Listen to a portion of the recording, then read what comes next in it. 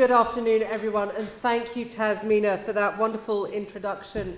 I have to say, Tasmina is one of the colleagues much missed in this place, and of course that's the nature, isn't it, of parliamentary democracy, is that colleagues come and colleagues go, and we're always very sad to lose great female champions from whichever side of the House they come. And it's something that I would just like to briefly reflect on. In the last Parliament, I served as chair of the Women and Equalities Committee. We did a great deal of work around gender-sensitive parliaments. We discussed the rights of women in the workplace. But the thing that always struck me, wherever I went in the world, the experiences of female parliamentarians were the same. We, on average, serve one full parliamentary term less than our male counterparts. We are more likely to be in marginal seats. We suffer the worst abuses of social media, and it doesn't matter. And I can always remember this, and I tell everyone, is I went to Jordan when I served as immigration minister, and our ambassador there very kindly put on a dinner for me and a number of Jordanian female parliamentarians. And we had a lengthy discussion about the harassment that we faced on social media just for being a woman. And as those Jordanian parliamentarians said to me, they said, either we are criticised for not wearing a hijab or for wearing a hijab too much. How can we ever get that balance right? We are criticised for being at home with our children when we've been off on maternity leave, and then we are criticised for not being at home with our children when they are young and need us. We are criticised for appearing too much on the media, and then we are criticised for not appearing enough on the media. And it struck me that, as I said, wherever I go in the world, and I know that I now sit in a very privileged position as one of the 3 deputy speakers of the House, that we get to travel the world, we get to meet with parliamentarians and discuss our experiences, and every single time the conversation will turn to the challenges that we have as women in public life. And I would argue it probably doesn't much matter whether it's elected office, whether it's in the diplomatic corps, whether it is in the media, and I recognise that political journalists often face exactly the same levels of criticisms that we do, but it remains extremely challenging. And I think my challenge that I give to my colleagues is, how can we make this better? How can we make it easier, more successful? And then there will always be pushback from male colleagues who say, hang on, it's tough for us too. And they're right. It is tough for them too, but I always point out very carefully that it is the women that bear the brunt of the criticism on social media. I tell everyone that whenever I used to appear on the media, and it is the blessing of my current role, is that I am effectively silenced and I can only appear in my local newspaper, which is very, very polite. But every time I used to appear on the television, the first comments that there would be on Twitter or even into my own email inbox would not be about what I said. It would be about what I wore, what my hair and makeup were like, and there would inevitably be really horrible misogynistic undertones. I say undertones more often than not, much more blatant than that.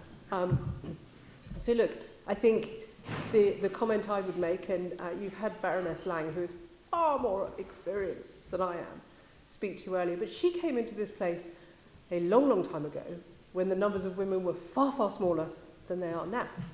And my reflection, having arrived in 2010, when the numbers were massively larger than they, particularly on our side of the house, had ever been, is that actually as time has gone on, the sheer numbers has made it easier. It hasn't made it easy, it's made it easier. And I always tell young women who are aspiring to careers in politics, and sometimes I can be unduly negative,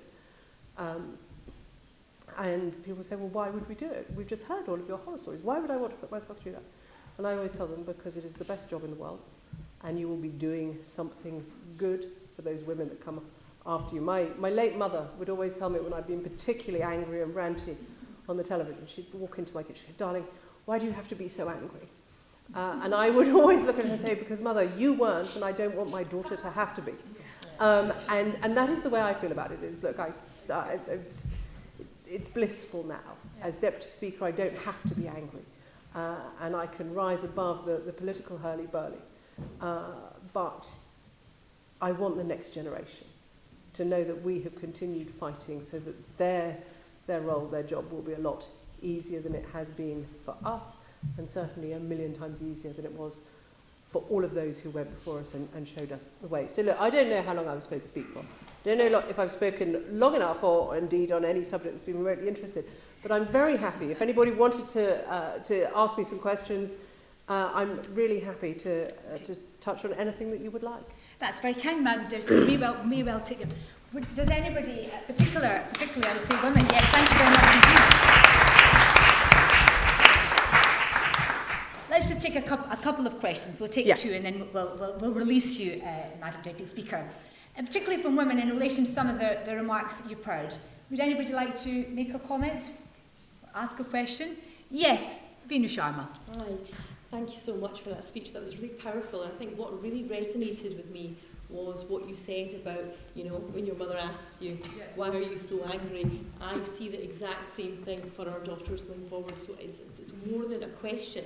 It's really just a celebration of the fact that you choose to do something different, to break that cycle. So, a huge well done to you, because that will change generations ahead. And I think it really matters. And apologies, this is going to be terribly anecdotal. When I used to sit in Theresa May's cabinet, I went to Costa Coffee in Romsey, and two teenage girls came up to me and said, is it true that you're our MP? So I said, yes, absolutely. And neither of them were in school uniform. And then one of them said, and is it true you went to our school? So I looked at them and said, well, this is going to depend entirely on where you go to school, because you're not in uniform and I can't. There are two secondary schools in Romsey. I said, oh, we go to Romsey School. I said, well, no, absolutely, that's where I went to school. And third question, is it true that you're a cabinet minister? And at this point, I chose to gloss over the difference between being a cabinet minister and attending cabinet. And yes, absolutely. And one of these girls looked at me and she went, oh, but I thought you had to be a man who'd been to Eton to serve in the cabinet. Now, that wasn't, 1974, let me tell you. That would have been 2018. And I just thought of that then. And we all have our moments. In politics, everybody has a moment where they stare into their mirror and think, why am I doing this? What good am I achieving? How much longer can I bear to carry on? And every time I have one of those moments, I think of those two girls, and every day that I am in this place, I am proving to them that girls from Romsey can serve in the Parliament, they can serve in the Cabinet, they can even sit in the Speaker's chair. And that in itself is a phenomenal message for ordinary kids from an ordinary town in the south of England, that anyone can do it. And their final question, which I thought was particularly harsh, and I had to go and have words with the headmaster, was, and our headmaster says you weren't even the cleverest girl in your year, is that true? To which I replied, no, he's quite right, I wasn't the cleverest, I was the hardest working. Do you have another question? One more. Okay, one from Madam Deputy Speaker, just very quickly. Thank you. Hello, yes, I'm going to be very quick. My name is Ali, from Malaysia originally, but I've been in this country for 30 years. Just very quickly, Abba Lovelace is one of those who actually contributed to the core of computing. What I wanted to say is that often female has done a lot of things in the background, but are not necessarily being recognized. And so as Rosalind Franklin, so you might know who I'm talking about here anyway. And I just want to say, it doesn't matter whether it's science, technology, economy, or anything else, it's women who actually has the way of finding a creative way, the risk of looking at things, and the long-term ways of doing things. For example, there just needs to be a question, and Madam Deputy Speaker has it. Thank you very much indeed, thank you. And I'm sure you will, no doubt, Madam Deputy Speaker, agree with those comments. And I would just say, in the session earlier today, with people from about 25 different countries are represented, and we heard from many women, it seems to be the case that no matter where you are, women are facing the same issues, even in parliamentary roles. So I'm going to ask you before you have to leave for your duties, if there's one word of advice and hope and inspiration you can give to women from countries all over the world who are here. So actually, I'm going to bring in those comments. Look, there are too many women in the background prepared to let their male colleagues take credit for their work. And so I tell everybody, when you come into this place, sometimes you can be very daunted by the characters who have gone before, the enormous personalities. In our parliament, that's almost inevitably going to be a man. So we suffer from imposter syndrome. We suffer from wanting to make our lives easier. So let's let the male colleague take the credit, because it just makes my life easier to do so.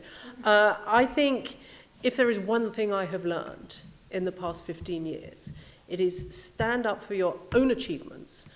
Do not be backwards about championing what it is you have achieved, because there will always be a man perfectly happy to boast about what he's done, and women must not be so reticent. And I don't mean to put any blame or criticism on women for that. We must not be, the phrase we would use in English, shrinking violets. There's no space in my world anymore for shrinking violets. So be proud of your achievements, shout loudly. And I think the thing I have learned most in this place, look, in parliaments around the world, if you want to achieve things, if you want to go places, build alliances. Build alliances across political parties. Some of my best friends in parliament will come from a random selection of political parties. We have so many now. It has to be about build those alliances, because things that you want to get done will not always be ideological. They will be practical. Women are great at being practical. And so I always say, go find your network. And there's an amazing woman in this place, Carolyn Harris, a Labour MP for Swansea. And I always say the most relentless networker and builder of campaigns you will ever find. And that is our strength. Women can pull together on issues, I would argue, apologies to the gentleman in the room, much more effectively than their male counterparts. And so that should be our superpower. We should use it. Thank you very much indeed to Madam. Question from that. My question. Thank you, Mr. Speaker. We are getting for the empowerment of women and cultural diplomacy. Two things. We are all, Speaker was trying to power the women, and culture is the very important thing in every nation, culture. But in Europe and other countries, when we are going to empowerment of the women, but when our Muslim women make hijab, you don't allow to them, because he is not independent, he is not powerful. We are going to powerful. If his choice is hijab, then leave it. If any nation can wear the miniskirt, we didn't ask to anywhere why he is wearing the miniskirt. But for hijab, Europe against our Muslim women. How we are going to powerful and discussing the diplomacy of the culture? If our culture is for hijab, why there is so many bans for our Muslim women? Please. So, and I think as Tasmina would say, not here. And you know what matters most to me is that women choose. And if I may, Madam Deputy Speaker, it was your Prime Minister, it was under the Prime Ministership of Theresa May where I held a debate in the House of Commons on National Hijab Day, which was embraced by all parliamentarians, and in which I simply said, does the Prime Minister agree with me that women have the right to dress as they please? And that was a resounding view of this Parliament, of which I'm very proud. Thank you very much Thank indeed, you, Madam Tasmina. Deputy Speaker. Have a good afternoon. Yes, Yasmin, of course. Yes, can I just add on to that? In the UK, people can vote as they want to, and no party has said that that shouldn't be the case. There's always fringe people, we ignore those. But I just wanted to say that generally we do ignore those lunatics. Caroline and I came together in 2010, and although she's a Conservative Member of Parliament and I'm a Labour Member of Parliament, we've always got on really well.